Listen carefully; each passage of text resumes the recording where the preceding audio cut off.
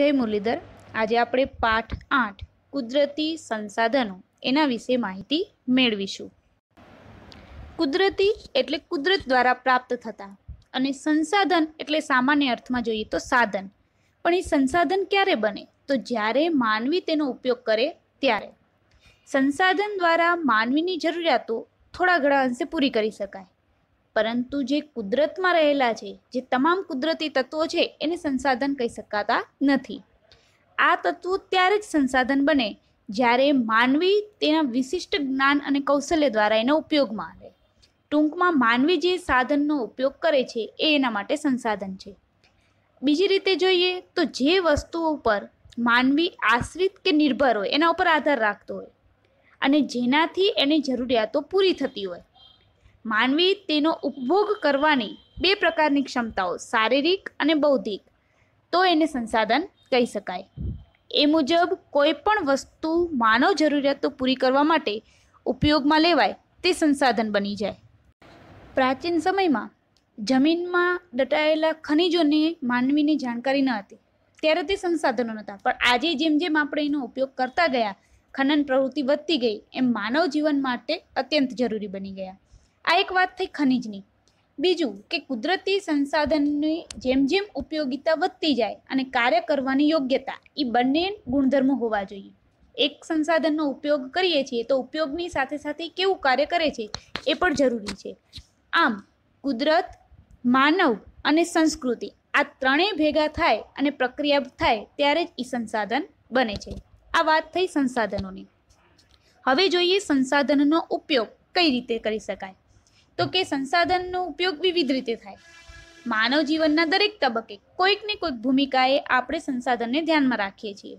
એ પછી ખેતી પ્રવૃત્તિ હોય કે ખેતીથી માંડી અને ઉદ્યોગ સુધીની તમામ પ્રવૃત્તિ, બધામાં પ્રત્યક્ષ અને પરોક્ષ બંને રીતે કુદરતી સંસાધનો પર અવલંબે છે। ક્યાંક ને ક્યાંક કુદરતી સાધનોની તો જરૂર પડે જ છે। ખાસ કરીને જોઈએ મુખ્ય ત્રણ ઉપયોગો, તો પેલું છે સંસાધનનો ખોરાક માટે। આપણે જે ખોરાક મેળવીએ છીએ એ ખોરાક પણ સંસાધનોમાંથી જ પૂરો થાય છે। કુદરતી રીતે જે કાંઈ પ્રાપ્ત થાય છે, ફળો અથવા તો ખેતી સાથે જોડાયેલા ખાદ્ય પદાર્થો, પાલતુ પ્રાણીઓ દ્વારા પ્રાપ્ત થતી દૂધ અને એની બનાવટો, માંસ તેમજ જળાશયોમાંથી મળતા માછલાઓ અને અન્ય જળચરો, મધમાખી દ્વારા બનાવેલા મધ, આ બધાનો સમાવેશ આપણે ખાદ્ય ખોરાક તરીકે કરીએ છીએ। એટલે એક રીતે આ સંસાધન ખોરાક તરીકે ઉપયોગી છે। બીજું છે સંસાધન કાચા માલના સ્ત્રોત તરીકે। તો જંગલોમાંથી જે કાંઈ પ્રાપ્ત થાય છે, વિવિધ ચીજ વસ્તુઓ અથવા તો ખેતી દ્વારા પણ જે કાંઈ સામગ્રી પ્રાપ્ત થાય, પાલતુ પશુઓમાંથી પ્રાપ્ત થતા ઊનો અને ચામડું તેમજ ખનિજ, આ બધેનો ઉપયોગ આપણે લઈએ છીએ। પણ કેવી રીતે? તો કે કાચા માલ તરીકે, એમાંથી તૈયાર થયેલો માલ પ્રાપ્ત થાય છે। એટલે આ વાત થઈ સંસાધનના કાચા માલ તરીકેની। હવે જોઈએ સંસાધનો શક્તિના સંસાધન તરીકે, એટલે કે જેમાંથી ઉર્જા પ્રાપ્ત થાય છે। તો કે કોલસો, પેટ્રોલિયમ, કુદરતી વાયુ, જેનો ઉપયોગ આપણે ઉદ્યોગો અને ઘર વપરાશમાં બળતણ તરીકે કરીએ છીએ। એના સિવાય સૂર્યપ્રકાશ, પવન, સમુદ્ર મોજા, ભરતી ઓટ અને જળધોધ વગેરે થકી પણ આપણે ઉર્જા શક્તિ પ્રાપ્ત કરી શકાય છે। આ વાત થઈ શક્તિના સંસાધન તરીકેની। મુખ્ય ત્રણ ઉપયોગો બતાવ્યા, એક ખોરાક તરીકેનો, એક કાચા માલ તરીકેનો અને ત્રીજો છે એ શક્તિના સંસાધન તરીકેનો। હવે આપણે જોઈએ સંસાધનના પ્રકારો। તો સંસાધનના પ્રકારો મુખ્ય ત્રણ રીતે વર્ગીકૃત કર્યા છે। એક માલિકીને આધારે, બીજું પુનઃપ્રાપ્યતાને આધારે અને ત્રીજું વિતરણ ક્ષેત્રને આધારે। તો આપણે પહેલા પ્રકારથી વાત કરીએ તો કે માલિકીના આધારે। માલિકીના આધારે પણ ત્રણ પ્રકારો છે, એક વ્યક્તિગત માલિકીનું, એક રાષ્ટ્રીય સંસાધન અને એક વૈશ્વિક। વ્યક્તિગત માલિકીનું એટલે કોઈ એક વ્યક્તિનું છે અથવા તો એક પરિવારની માલિકીનું છે। દાખલા તરીકે જમીન અને મકાન જે આપણું પોતાનું છે, એ વ્યક્તિગત સંસાધન કરે। બીજું છે રાષ્ટ્રીય સંસાધન, કે એ કોઈ એક દેશનું અથવા તો પ્રદેશનું સાર્વજનિક સંપત્તિ છે, એટલે બધા એનો ઉપયોગ કરી શકે છે એવી સંપત્તિ છે। દાખલા તરીકે જોઈએ તો લશ્કર અને આંતરરાષ્ટ્રીય વ્યાપાર, જેનો બધા ઉપયોગ કરી શકે, આ રાષ્ટ્રીય સંસાધન। અને ત્રીજું છે વૈશ્વિક સંસાધન, જે ભૌતિક અથવા તો અભૌતિક એવી તમામ સંપત્તિ કે જેનો ઉપયોગ માનવ કલ્યાણ માટે થાય છે. જોઈ શકાય તેવી અને જોઈ ન શકાય તેવી આ દુનિયામાં જેટલી વસ્તુઓ છે અને જેનો ઉપયોગ માનવ કલ્યાણ માટે થાય છે એ વૈશ્વિક સંસાધન છે. દાખલા તરીકે માલિકીના સંસાધનો અને વિશ્વના બધા જ રાષ્ટ્રોની સહિયારીના સંસાધનો. તો આ વાત થઈ માલિકીને આધારે સંસાધનના પ્રકારોની. હવે જોઈએ વિતરણ ક્ષેત્રના આધારે. તો વિતરણ ક્ષેત્રને આધારે 4 પ્રકાર પડે છે: સર્વસુલભ સંસાધન, સામાન્ય સુલભ સંસાધન, વિરલ સંસાધન અને એકલ સંસાધન. પહેલા જોઈએ સર્વસુલભ. તો જે બધા માટે ઉપયોગી છે, એટલે કે સરળતાથી પ્રાપ્ત થાય છે, એ વાતાવરણમાં રહેલા ઉપયોગી વાયુઓ, ઓક્સિજન અને નાઇટ્રોજન. બીજું છે સામાન્ય સુલભ. તો કે સામાન્યપણે મળી રહે તેવા, તો કે જળ, જમીન, ગોચર અને ભૂમિ. ત્રીજું છે વિરલ સંસાધન. વિરલ એટલે જેની પ્રાપ્તિના સ્થાનો મર્યાદિત છે, એટલે કે અમુક જ જગ્યાએ પ્રાપ્ત થાય છે એવી અમુક ખનિજો. પેલું કોલસો, પેટ્રોલિયમ, તાંબુ, સોનું અને યુરેનિયમ. આ એવી ખનિજો છે એ બધી જગ્યાએથી પ્રાપ્ત નથી થતી, પણ અમુક એવા એના મર્યાદિત ક્ષેત્રો છે જ્યાંથી મેળવી શકાય છે. અને છેલ્લું છે એકલ સંસાધન, જે દુનિયામાં ભાગ્યે જ 1 કે 2 સ્થળેથી મળી આવે છે. એના ઉદાહરણો જોઈએ તો કે ક્રાયોલાઇટ ખનિજ. આ એવી ખનિજ છે જે માત્ર ગ્રીનલેન્ડના ટાપુમાંથી જ મળી આવે છે. તો આ એનું વિતરણ ક્ષેત્રને આધારે પ્રકારો બતાવ્યા. હવે એના સિવાય 2 પ્રકારો છે અન્ય, કે જેમાં નવીનીકરણીય અને અનવીનીકરણીય એવા 2 ભાગ પાડવામાં આવે છે. કેટલાક સંસાધનો પોતાની મેળે જ ચોક્કસ સમયમાં અને વપરાશ કરી શકાય એટલી માત્રામાં મળે છે, અથવા તો એમ કહી શકાય કે એ અખૂટ છે, જે ખૂટી જવાના નથી અને બધા એનો ઉપયોગ કરી શકે છે. તો એવા સંસાધનો નવીનીકરણીય છે, જેમાં જંગલો, સૂર્યપ્રકાશ અને પશુ પક્ષીઓ આ બધાનો સમાવેશ થાય છે. બીજા સંસાધનો છે એ અનવીનીકરણીય સંસાધનો છે, જે સંસાધનો એકવાર વપરાયા પછી ફરી પાછા ઉપયોગમાં લઈ શકાતા નથી, અથવા તો ફરી બનાવી શકાતા નથી, કે નજીકના ભવિષ્યમાં ફરી પાછું એનું પુનઃનિર્માણ ફરીથી બનાવવું એ અશક્ય છે. એના ઉદાહરણો જોઈએ તો કે ખનિજ કોલસો, પેટ્રોલિયમ અને કુદરતી વાયુ એ અનવીનીકરણીય છે. મુખ્ય 2 પ્રકારો હતા: નવીનીકરણીય એટલે અખૂટ, જે ખૂટી જવાના નથી તેવા, અને અનવીનીકરણીય એટલે સમય જતાં ખૂટી જશે. આ 2 વાત કરી. હવે પછી જોઈએ સંસાધનોનું આયોજન અને સંરક્ષણ. પહેલા તો માનવીની જરૂરિયાતો અમર્યાદિત છે. દિવસે ને દિવસે એક જરૂરિયાતમાંથી બીજી જરૂરિયાતો ઉત્પન્ન થતી જાય છે, જ્યારે આપણી પાસે રહેલા કુદરતી સંસાધનો મર્યાદિત છે. છેલ્લા 100 વર્ષોમાં માનવી દ્વારા વિજ્ઞાન અને ટેકનોલોજી બંને ક્ષેત્રે અસાધારણ વિકાસ થયો, અને ભયંકર વસ્તી વિસ્ફોટથી આજે સંસાધનોનો વપરાશ ખૂબ જ વધતો ગયો. હવે જો આ પરિસ્થિતિ વિશે ગંભીરતાથી નહીં વિચારીએ તો ભવિષ્યમાં આપણે એ સાધનનો ઉપયોગ નહીં કરી શકીએ, એના માઠા પરિણામો ભોગવવા પડશે. એટલે જ જો ભવિષ્યની પેઢીઓ માટે સંસાધનોનું સંરક્ષણ એટલે સાચવણી કરવી એ આપણા સૌની ફરજ છે. એટલે સંસાધનોનું સંરક્ષણ કરવું એટલે સંસાધનોનો વિવેકપૂર્વક જ્યાં ઉપયોગ કરવાનો છે, અથવા તો એની જગ્યાએ કોઈ બીજા સાધનનો ઉપયોગ કરીએ તો પણ ચાલે એવું છે, તો એવી રીતે વિવેકપૂર્વક ઉપયોગ કરવો જોઈએ. સંરક્ષણનો શબ્દ સીધો સંબંધ બતાવે છે સંસાધનોની અછત સાથે, જે સમય જતાં ખૂટી જવાની છે. વર્તમાનમાં જે રીતે એનું દોહન થતું રહ્યું છે, એ રીતે જો સંસાધનોને આડેધડ કાપવામાં અથવા તો અવિવેકભર્યો એનો વપરાશ ચાલુ રહેશે, અને વિકાસની સાથે સાથે વર્તમાન જીવન સ્તરને જાળવું રાખવું લગભગ સપનવત થઈ જશે. એટલે કે આગળના સમયમાં કદાચ એ વસ્તુ આપણે જોવા પણ ન મળે.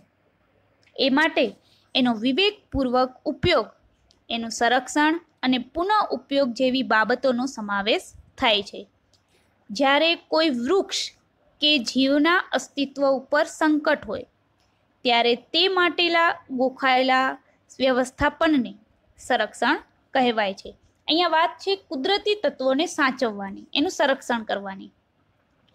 સંસાધનના આયોજન અને સંરક્ષણ માટે કેટલીક બાબતો જરૂરી છે એ આપણે સમજીએ.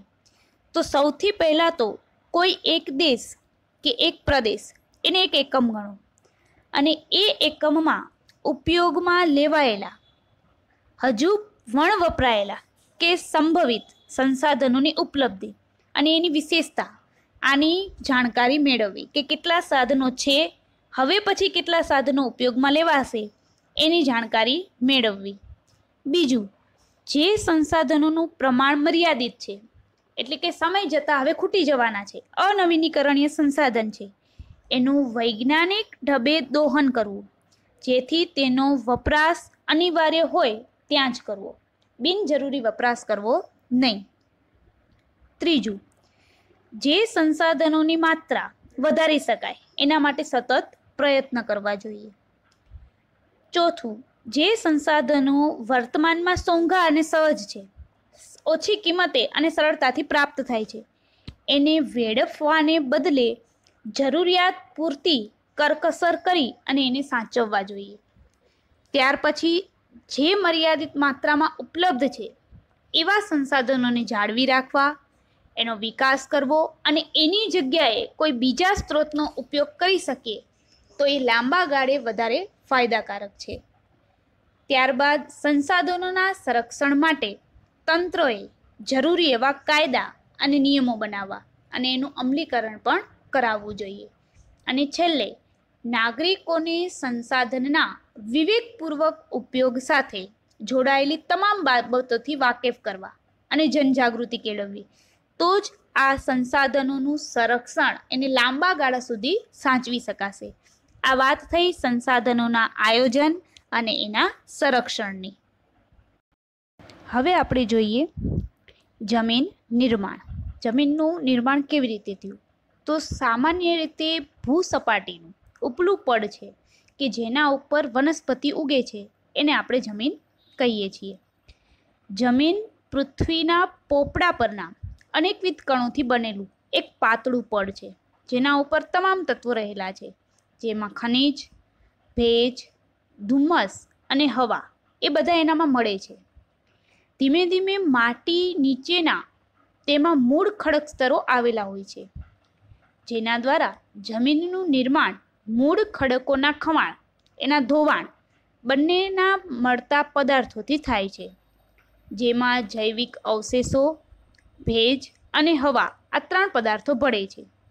અન્ય રીતે કહીએ તો જમીન એ ખનિજો અને જૈવિક તત્વો જે જમીનમાં રહેલા છે એવા તત્વોનું કુદરતી મિશ્રણ છે જેમાં વનસ્પતિના વૃદ્ધિ અને વિકાસ કરવાની ક્ષમતા રહેલી છે.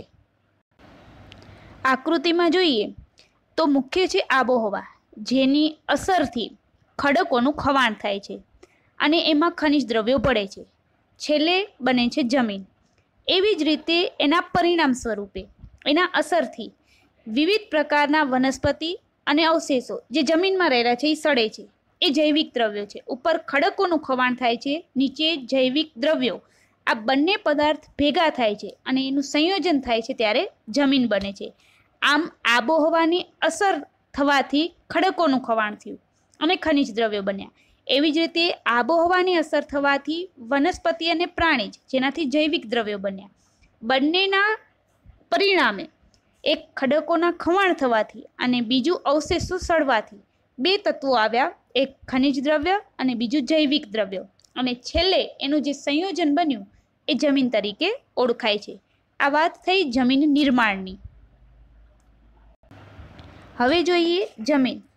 તો પૃથ્વીના પોપડાની સૌથી ઉપરની સપાટી અને પડ આપણે એને જમીન કહીએ છીએ, જેમાં વનસ્પતિના વૃદ્ધિ અને વિકાસ, વૃદ્ધિ એટલે વૃક્ષ થવું અને વિકાસ આ બંનેની ક્ષમતા એમાં રહેલી છે, જેનાથી ખનિજ દ્રવ્યો અને જૈવિક દ્રવ્યો આવેલા હોય છે, જેનું પ્રમાણ વધી અને જમીનમાં એક સરખું જોવા મળતું નથી.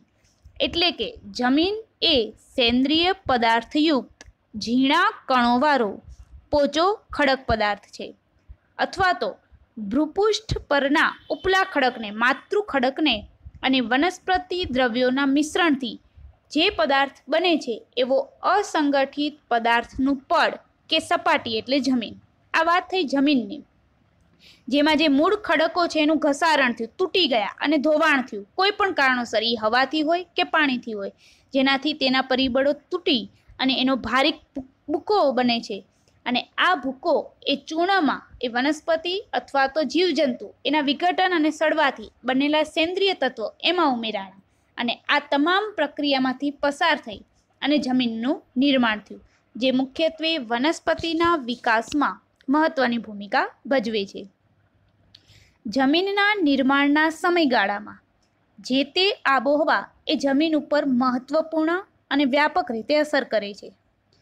આબોહવાવાળા પ્રદેશમાં, હવે આબોહવા અને વાતાવરણ બંને વસ્તુ અલગ અલગ છે. જે ઋતુઓમાં પરિવર્તન છે એ આબોહવા છે. તો આવા આબોહવાવાળા પ્રદેશમાં વિભિન્ન પ્રકારના ખડકોમાંથી બનતી જમીન એ લાંબા સમયગાળે એક જ પ્રકારની હોય છે. એટલે કે એક જ પ્રકારના માતૃ ખડકોમાંથી આ જુદા જુદા આબોહવાથી બનનારા જમીનના પ્રકારો અલગ અલગ થાય છે. જમીનના પ્રકાર, તેના રંગ, આબોહવા, માતૃ ખડકો, કણરચના અને ફળદ્રુપતા આ બધી જ બાબતોને ધ્યાનમાં રાખી અને પાડવામાં આવ્યા છે. હવે આપણે જોઈએ જમીનના પ્રકારો. તો હાલમાં ભારતીય કૃષિ સંશોધન પરિષદ, Indian council of agriculture research, જેના દ્વારા ભારતની જમીનને 8 પ્રકારમાં વહેંચવામાં આવ્યું, જેમાં પર્વતીય જમીન અને જંગલ પ્રકારની જમીન એ બંને જમીનો પર્વતીય ઊંચાણવાળા ક્ષેત્રમાં જુદી જુદી ઊંચાઈએ જોવા મળે છે. જમીનના મુખ્ય 8 પ્રકારોમાં પહેલી જમીન છે કાંપની જમીન, બીજી રાતી અથવા લાલ જમીન, ત્રીજી કાળી જમીન, ચોથું લેટેરાઇટ જમીન, પાંચમું રણ પ્રકારની જમીન, છઠ્ઠી પર્વતીય જમીન, સાતમું જંગલ પ્રકારની જમીન અને છેલ્લે દલદલ કે પીટ પ્રકારની જમીન. આ ભારતીય કૃષિ સંશોધન પરિષદ દ્વારા આપવામાં આવેલા જમીનના 8 પ્રકારો છે. હવે પછીની માહિતી આપણે નેક્સ્ટ વિડીયોમાં જે જમીનના પ્રકારોની માહિતી છે એ મેળવીશું. Thank you.